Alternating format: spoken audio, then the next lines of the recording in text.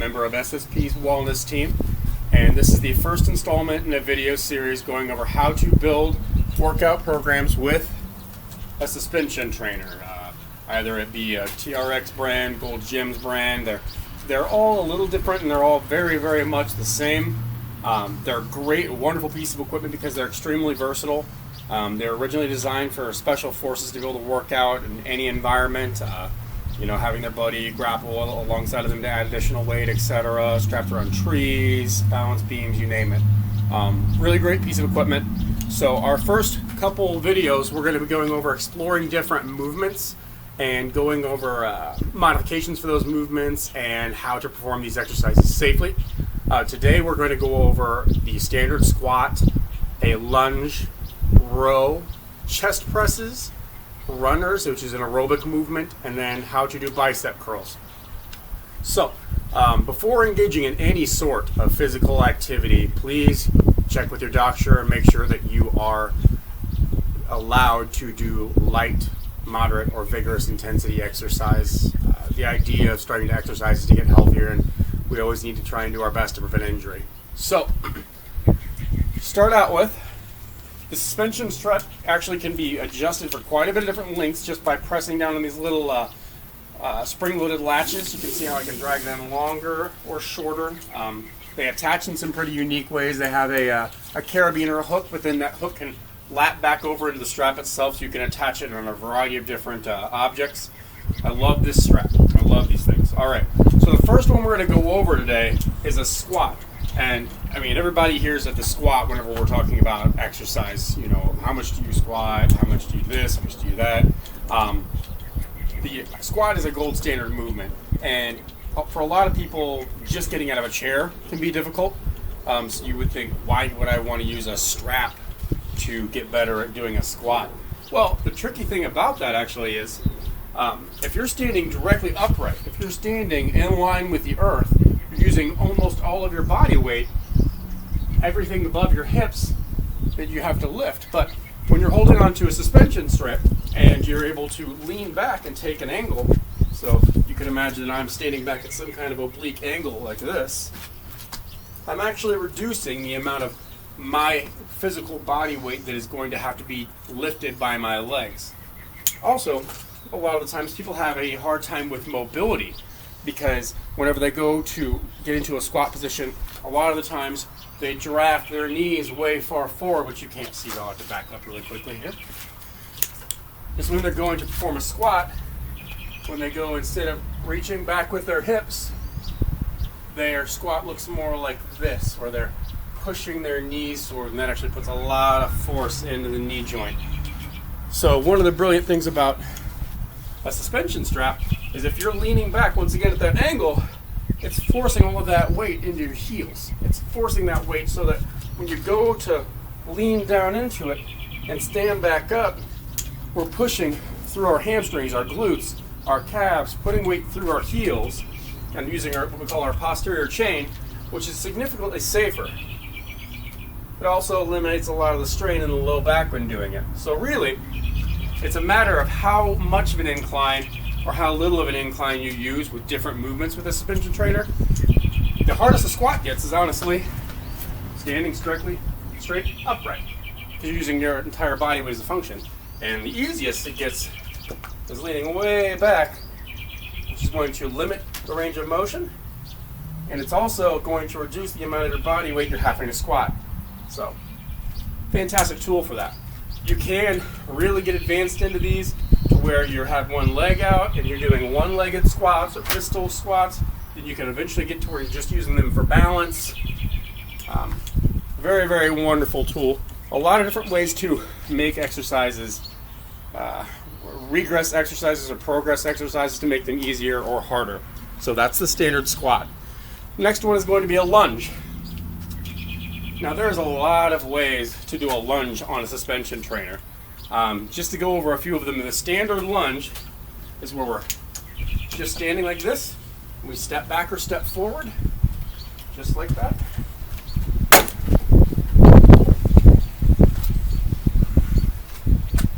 Just like this. You can also step forward into a lunge. With a strap, The easiest way to perform it is going to be just holding onto the strap, taking that slight lean, and then just kicking one foot back, tapping that toe back, and coming back up again. Now, you can make this harder by staying more upright and just using these things for balance and stepping back into them.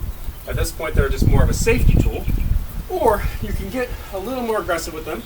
And what we like to do is a skater lunge, which is where we will step and pivot our toe behind and sit back into the opposing hip and then drive back up, step to the other side, and do the same thing. It becomes very, very hip dominant, even though I lunge is normally kind of a mixture of both quadriceps and hamstrings.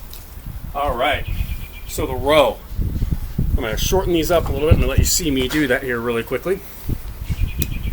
I'm going to push in this little carabiner here. I'm going to pull it up. I'm going to pull the other one up to where the yellow's right by the other yellow. So a row. We've seen people leaning over and pulling a dumbbell like this. You see people sitting on machines and pulling them like this. The suspension trainer does a row probably better than anything else. It's really almost impossible to cheat or to round your back or to use momentum, because you need some sort of momentum or inertia in order for a row to even work on a suspension strap. So, unlike the squat, where the greater angle we took made the squat easier and the higher up we were, the harder it got, the row's going to be the opposite. So, if I'm upright here, arms are at my side, and I lean back and I pull up. These are going to be the standard, easiest way to perform a row on a suspension trainer. But the idea is, when we go and we lean back, when we pull ourselves all the way up, we don't want to be pulling ourselves to where gravity efficiently, we come up perpendicular to the ground and there's no longer any tension on our muscles. So the farthest that a strapped row should go would be right about here. You don't want it to be here, because then you've lost the workload. But the farther you step into a row on a suspension trainer, the more of your body weight you're using as a function to pull with those shoulder blades, with those latissimus dorsi in your back, those big chunky muscles underneath your armpits.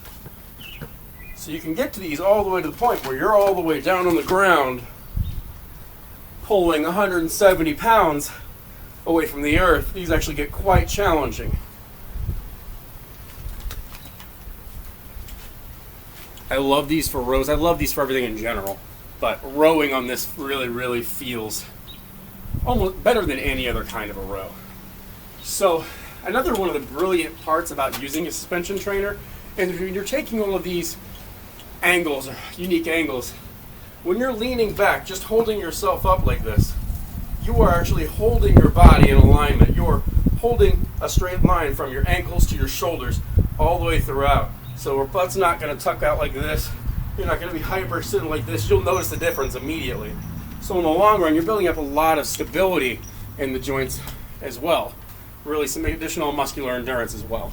The next one we're going to go into is a press or a chest press. So here's a cool thing about these straps, right? So I'm back here, I'm doing a row. To transfer into doing a chest press, all I do is flip.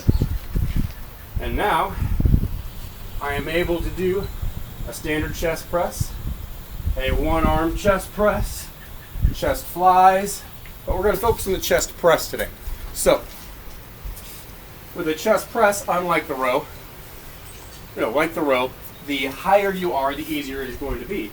So if we're almost at a standing position and our hands are almost directly in line with that strap as we lean forward, this is going to be the maximum part of the motion, and we push all the way back, contracting our chest muscles and opening up our shoulders. We're almost completely standing. So that's about as easy as a chest press gets on a suspension trainer. Now as we take more and more of an angle, putting ourselves closer and closer to parallel with the ground, we're officially using more of our body weight as a function of resistance to make the exercises more challenging. Now, if anybody has ever done any kind of ring work or anything like that, it's kind of what working on one of these whenever you're doing a chest press or something feels like.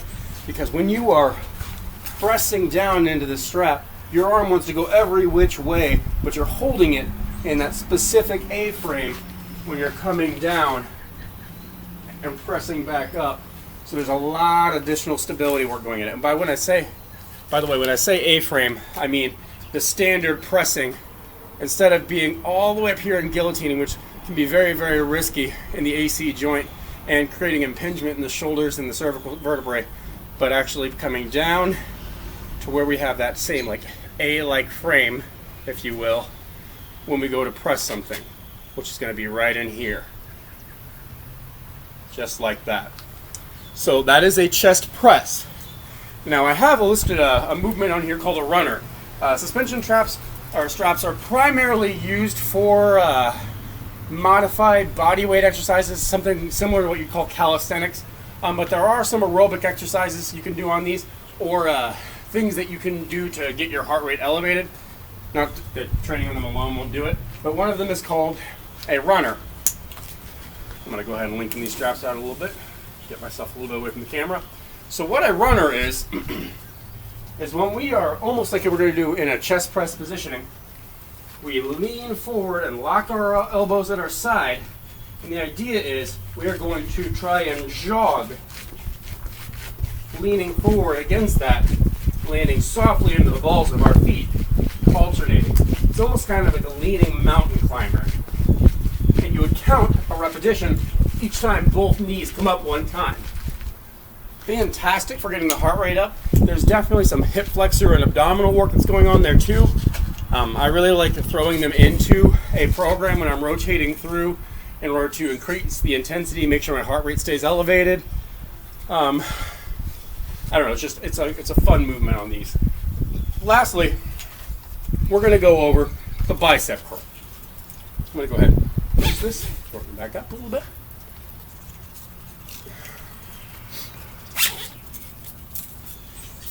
For the bicep curl, the isolating motions on a suspension trainer are much more challenging than compound movements or complex movements. So like leaning back and just squatting is a lot easier to wrap your mind around than doing a bicep curl on a suspension strap, because normally on a machine, when you're doing a bicep curl, you're just leaning in and trying to use one joint. You're holding a dumbbell and you're just pulling it up like this. But because you're on a total body suspension trainer, when you're trying to isolate your biceps, first you got to lean back because you need your body weight as a function. But then also, while you're leaning back like this, you're having to hold all these different joints in position and isolate only moving the elbow, which can be really challenging. I see a lot of people when they go to do a isolated movement on a suspension strap, that they'll start throwing all kinds of stuff into it in order to try and complete the exercise. But the reality is you simply probably need to decrease the resistance and only take a certain angle with your body and just pull those elbows or flex those elbows and then let them slowly re-extend. The way I like to teach people how to do that is I recommend that once you get a hold of the straps and you supinate or turn them underhand and you lean back, I want you to have your arms up as high as you can that feels comfortable.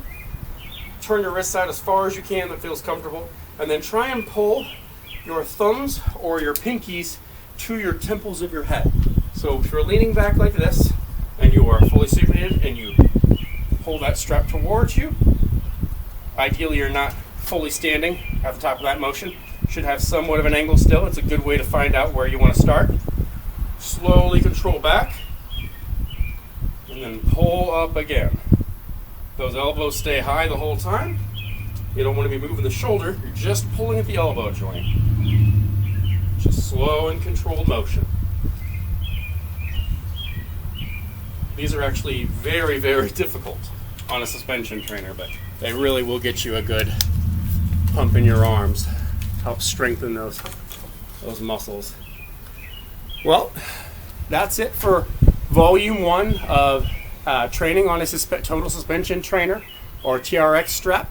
My name is Jacob Shaw, member of SSP Wellness's Quarantine, and see you guys next time for Exploring Movements Volume 2. See you later.